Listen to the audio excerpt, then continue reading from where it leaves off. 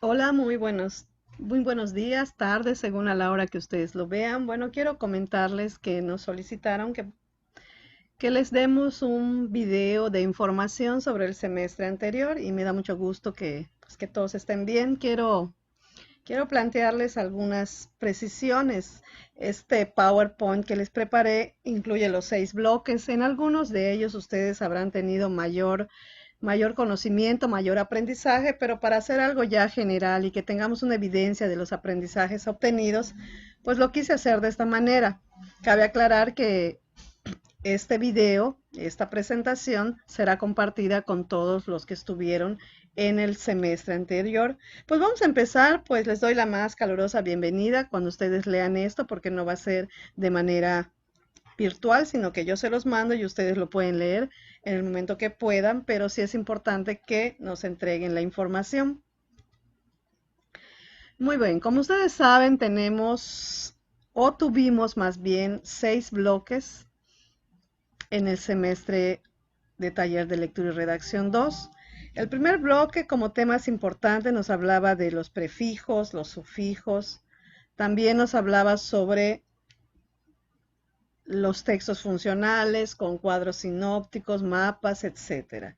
El tercero nos habla de lo que eran los textos persuasivos, donde pues se vio artículo de opinión, avisos publicitarios o anuncios publicitarios también, y lo que son las caricaturas. El bloque 4 de un tema muy interesante que es el ensayo, donde nos da la libertad de expresarnos. El quinto nos refirió temas sobre los textos orales, que son muy importantes, sobre todo ahora que vamos a estar trabajando a través de una computadora donde tenemos que expresarnos, donde tenemos que escribir correctamente, y creo que es muy importante. Y el otro donde voy a regresar porque, y el otro donde nos desarrollamos nuestra creatividad a través de los textos recreativos. Estos son los 6 bloques que vimos.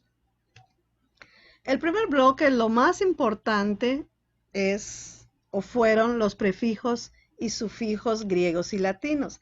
¿Qué eran estos? Pues eran partículas que dentro de las palabras pueden estar al principio, como en el caso de los prefijos, que son antes de la raíz. Por ejemplo, ponemos aquí la palabra metafísica. Meta es el prefijo que quiere decir más allá, también puede significar después de o junto a. Y tenemos la palabra metafísica y señalé la palabra meta, que es el prefijo que está antes de la palabra. Y en el caso de los sufijos tenemos la palabra homicida. Sida es el sufijo, va después de la raíz y que quiere decir persona que mata, ¿no? En el caso de los prefijos, quiere decir más allá de la física. En el libro ustedes tienen infinidad de ejemplos donde me gustaría que siguieran practicando, seguir conociendo, porque es la manera de tener un mayor vocabulario, una mejor expresión y sobre todo el conocimiento de saber que una simple partícula, ya sea al principio o después de la palabra, nos da muchísima información. El bloque 2 nos habló de lo que son los textos funcionales. Los textos funcionales, como su nombre lo dice, son creados para que tengamos una forma de comunicarnos más efectiva, más eficiente. Y se utilizan en diferentes ámbitos, en el ámbito escolar, en el personal y en el laboral. En el escolar pues tenemos mapas conceptuales. ¿Quién no ha hecho un mapa conceptual? Aquí lo elemental, lo fundamental es que los realicemos de manera correcta. En su guía se explica la forma de hacerlos, el tener el cuidado de cómo establecer las jerarquías, el utilizar las formas geométricas, y que no se ponga demasiada información de texto, sino que los conceptos, más que nada para poder entenderlo mejor, desarrolla mucho nuestra creatividad porque le podemos poner colores, lo podemos empezar a ampliar de la manera que nosotros querramos. El cuadro sinóptico también es una herramienta muy importante, la utilizan mucho los maestros, en nuestros libros, y ustedes también al utilizarla pues se conoce con mayor claridad la información, se hace a través de las llaves. Y el mapa mental nos ayuda porque maneja lo que son las imágenes, los símbolos y se elabora de acuerdo a cómo nuestra mente funciona. También toda esa información y ejemplos las tienen ustedes en sus guías. Esto que les estoy planteando nada más es pues un recordatorio de manera general, sintetizada y enfocándome en los puntos medulares. En el caso de los personales, tenemos el currículum vitae y la carta formal. El currículum vitae quizás ahora ustedes piensen que es un texto que generalmente no se usa. Créanme que se usa muchísimo cuando ustedes vayan a solicitar un empleo, ya son profesionistas, se les va a pedir donde se pone toda una hoja de vida, que es el significado de esta palabra latina, donde van a poner sus estudios, sus experiencias laborales, experiencias académicas, todas las clases que hayan tomado sobre ciertos cursos, ¿no? Y pues hay currículum vitae que nada más pues te especifica, por ejemplo, si vas a ser jurado de alguna actividad, pues solamente se pone esto en el currículum, pero en este caso, pues estamos hablando del currículum completo cuando vas a acceder a algún empleo. Entonces es importante que también los elementos, las formas, las características, pues ustedes lo chequen. Es importante también saber hacer una carta formal, que es un escrito en el que se ponen los encabezados, la fecha. Se debe de escribir de manera objetiva, clara, porque lo van a leer otras personas y no vamos a ir con modismos o palabras que en nuestra forma coloquial de expresarnos utilizamos. Por otro lado, en el ámbito laboral, pues tenemos también demasiados textos para que nosotros nos expresemos. En la carta petición, cuando solicitamos algo, el oficio, cuando entre dependencias se solicitan, se comentan, se mencionan, pues las actividades que realizan o lo que van a solicitar. La carta poder se emplea cuando pues alguien no puede hacer uso eh, de algún tipo de negocio o no puede asistir personalmente para retirar pues algún documento o que se necesita cobrar su quincena, por ejemplo, o que alguien tiene que ver algunos trámites de casas, de bienes que puedan tener las personas, pues le cede a alguien ese poder. Y también hay unos formatos que ustedes ya conocen que nada más es que revisen. La solicitud de empleo, pues como su nombre lo dice, es un formato que conseguimos en las papelerías, las podemos bajar de internet y allí ponemos pues lo que nos solicitan entre que nuestra dirección, correo, dónde nos pueden localizar, qué trabajo tenemos, cuánto ganamos, cuál fue nuestro otro empleo, en fin, es específicamente para cualquier tipo de empleo.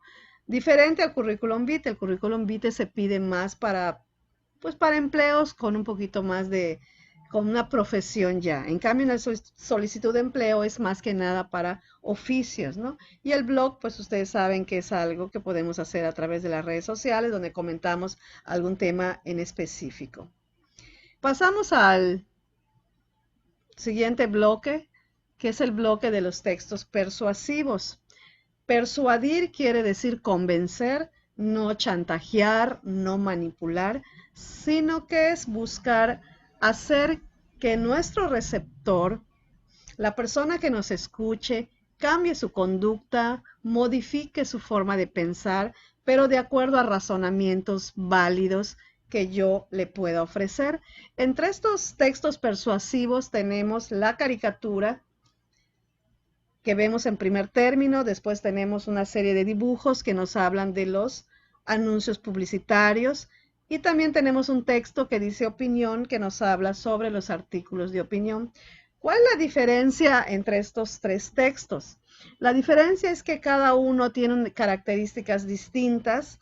Por ejemplo, la caricatura es a través de un dibujo donde se resaltan los rasgos físicos, donde se hace de una manera con mucho humor, pero trata de resaltar alguna problemática social.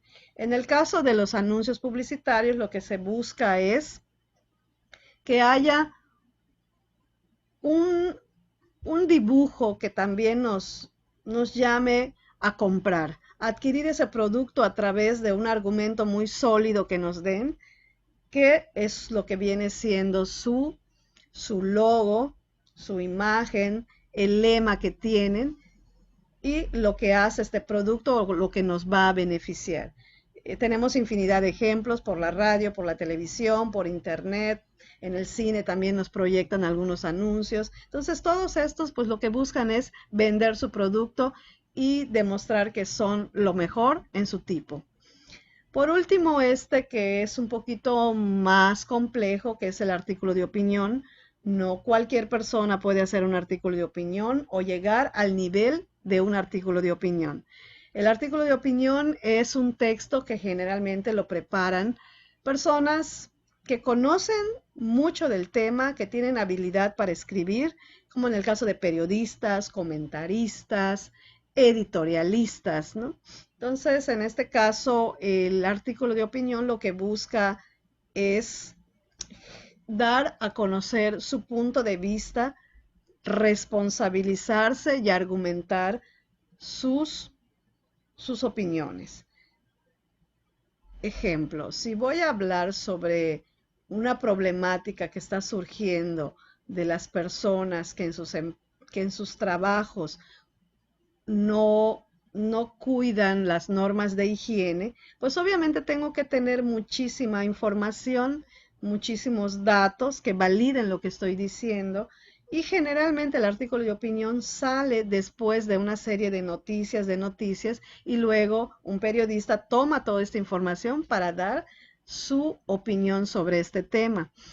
Lo firma porque se hace responsable y no el periódico que lo publica, se hace responsable la persona de lo que está diciendo por si topa con alguien que se sienta ofendido por lo que se está comentando. Bueno, pues en términos generales son estos, este bloque muy interesante, muy bonito. Tenemos el bloque 4 que nos habla de un tema que también nos llama mucho a la reflexión, al conocimiento, a la fundamentación y también, ¿por qué no decirlo?, a la persuasión. Tenemos que el ensayo es un género que no se le puede ubicar realmente entre que si es científico o es literario, sino que se combina. Por un lado puede ser un tema tan investigado y por otro lado puede ser una obra de arte, ¿no? Entonces existen muchas definiciones sobre el término ensayo que no se coloca propiamente en un tipo de género. Es irregular, puede ser tan extenso como de 20 hojas y tan breve como de una. Y es muy original, pero también es subjetivo, porque lo que se dice allá es creación de la misma persona que la escribe. Tenemos diferentes tipos de textos, en este caso del ensayo, como el filosófico, el científico y el literario. El filosófico, ¿cuál es? Es aquel que nos llama a la reflexión, a pensar, a razonar sobre algún tema sin que estemos buscando una respuesta. Simplemente nos hace analizar. Como el término dice, filosofía es en búsqueda de la sabiduría. Algo que me preocupa, entonces empiezo a hablar sobre ¿y por qué? ¿Y por qué después de la muerte se dicen tantas cosas? ¿Cuál es la razón? Empiezo a hacer mis preguntas y mis respuestas para llegar a algo que no es en realidad una verdad investigada, pero es a lo que yo llego, ¿no? Después de una serie de reflexiones. Este texto, este ensayo, nos ayuda mucho a reflexionar sobre aspectos que puedo agarrar el tema que yo quiera y me pongo a pensar y saco mis conclusiones, mis ideas, mis preguntas. En el caso del científico, no. El científico tengo que partir de una base sólida, sobre esa generar mis opiniones, pero también con bases, pero expresándolo de una manera muy personal, muy original. Pasamos al ensayo. El ensayo es el ensayo literario. Es aquel que nada más está buscando que reflexionemos sobre una obra de teatro que hayamos visto, una novela, donde pues uno va a dar sus opiniones, sus argumentos, pero es basado en algún texto literario. Muy bien, este es el tema del ensayo, muy bonito, muy interesante. Pero el ensayo no nada más es poner nuestras ideas a lo loco, no es nada más hablar por hablar.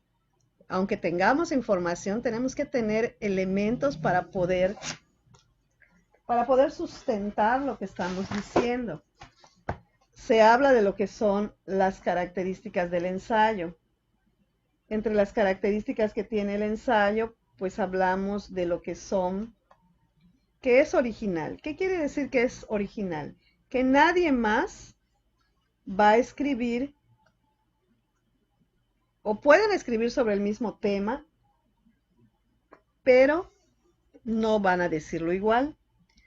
La libertad temática. La libertad temática nos habla de que puedo hablar de cualquier tema. Los asuntos que yo quiera tratar, puedo elegir cualquiera.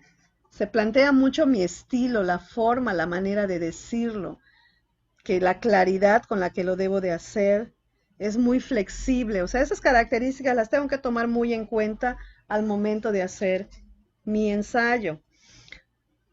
Pasando a lo que es la estructura. La estructura siempre tenemos que cuidar cómo va a ser mi esquema. Debo de tener un planteamiento donde voy a decir, pues, mis primeras ideas, de qué más o menos va a tratar mi ensayo, por qué elegí este tema. El desarrollo nos habla de cómo voy a llevar a cabo todas esas ideas que planteé en un principio. Y por último, la conclusión, a qué llego después de todo lo que he comentado. Pero pues a pesar de tener la estructura y llevar a cabo las características, pues es muy importante lo que es la metodología. La metodología, pues tengo que pues delimitar el tema, no me tengo que estar yendo con un tema muy general y querer abarcarlo todo. Tengo que redactarlo, tengo que consultar fuentes, de qué libros estoy tomando la información, poner esas citas, redactar el ensayo, revisarlo, volver a revisarlo y escribirlo de nuevo. Yo creo que para hacer un ensayo de manera correcta, pues hay que llevar a cabo toda esa serie de elementos, de características, estructuras y metodología. El bloque 5 nos menciona lo que son los textos orales. La expresión oral en nuestros tiempos, en nuestros días y en esta normalidad que tenemos ahora es muy importante. Cuando una persona se sabe expresar de manera oral, obviamente sus escritos y su comunicación va a ser mucho más efectiva. Cuando nosotros carecemos de esta habilidad, generalmente nos metemos en problemas porque no sabemos expresarnos correctamente. Tenemos lo que es normal, o sea, cuando nosotros platicamos, pero si estamos dentro de un aspecto académico, pues tenemos que trabajar alguno de estos tipos de textos, que se habla de la mesa redonda, que como su nombre lo dice, se reúnen alrededor de una mesa, varias personas dan sus opiniones, todos aportan, y pues es una forma interesante de interactuar. El foro también nos expresamos de manera oral. Ahora tenemos foros en las redes sociales donde se lanza un tema y sobre ese tema todos empiezan a hablar, a decir sus opiniones y todos tienen derecho de expresar lo que corresponda sin que se exprese algún tipo de debate que no debe de ser, que es el tema que continúa. El debate no es pelear. Debatir quiere decir expresar mis puntos de vista, mis opiniones, que se me respete, pero también yo tengo que respetar las otras, aunque yo no esté de acuerdo. Alguien mencionó, un gran filósofo, mencionaba que podré no estar de acuerdo con lo que dices, pero defenderé hasta la muerte tu derecho a decirlo. Nosotros podemos hablar, podemos decir lo que querramos, pero tenemos que pensar que hay alguien que nos escucha y tenemos que cuidar de qué estamos expresando. Cuando estamos en un debate, tenemos que escuchar para poder contestar y contestar de manera correcta, de manera respetuosa, cuando estamos realizando este tipo de actividad. Y obviamente, las personas que no se pueden expresar de manera oral no pueden participar en un debate, les cuesta mucho. Por eso es importante que trabajemos mucho en estas habilidades de expresión oral. El último texto, el último bloque más bien, nos habla de los textos recreativos. ¿Qué quiere decir recreativo? Recrear, volver a vivir, tener esos momentos de esparcimiento a través de estos textos. Cuando nosotros leemos algún texto recreativo o hacemos un texto recreativo, dejamos salir nuestras emociones, nuestros sentimientos, y por eso son muy importantes que los trabajemos de manera correcta. A todos nos gustan diferentes tipos de textos, no realmente nos gustan los mismos. Tenemos dos tipos, que son los literarios y los populares. Entre los literarios tenemos los narrativos, los líricos y los dramáticos. Los narrativos son cuento, novela, fábula, etc. Y los líricos pues son la expresión pura del género lírico, son los poemas. Pero tenemos diferentes tipos de poemas. Hay sonetos, elegías, redondillas, sixtillas. Hay infinidad, ¿no? Y por último tenemos los dramáticos, que están las obras de teatro como comedia, tragedia, drama, y tienen sus subdivisiones que son muchas. Estos géneros literarios pues se llaman literarios porque provienen de la letra, es decir, fueron escritos expresamente para eso. Algunos con autores anónimos, pero se tuvo que escribir ese texto para poder darse a conocer. En el caso de los populares, no, surgen del ingenio y son transmitidos de forma oral. Alguien lo escuchó, lo vio, lo inventó y posteriormente lo realizó, ¿no? Entonces tenemos entre ellos lo que es el chiste, el refrán, la canción, la adivinanza y la historieta. El chiste, pues como ustedes saben, pues ¿quién no ha escuchado un chiste? ¿Quién no ha dicho un chiste? Pues bueno, nos llama a la risa. El refrán nos da algún elemento de reflexión en la cuestión de valores, en la cuestión de pensamientos. La canción pues nos entretiene, la disfrutamos, nos llama al ritmo y también nos hace sentir emocionalmente bien dependiendo del tipo que nosotros escuchemos.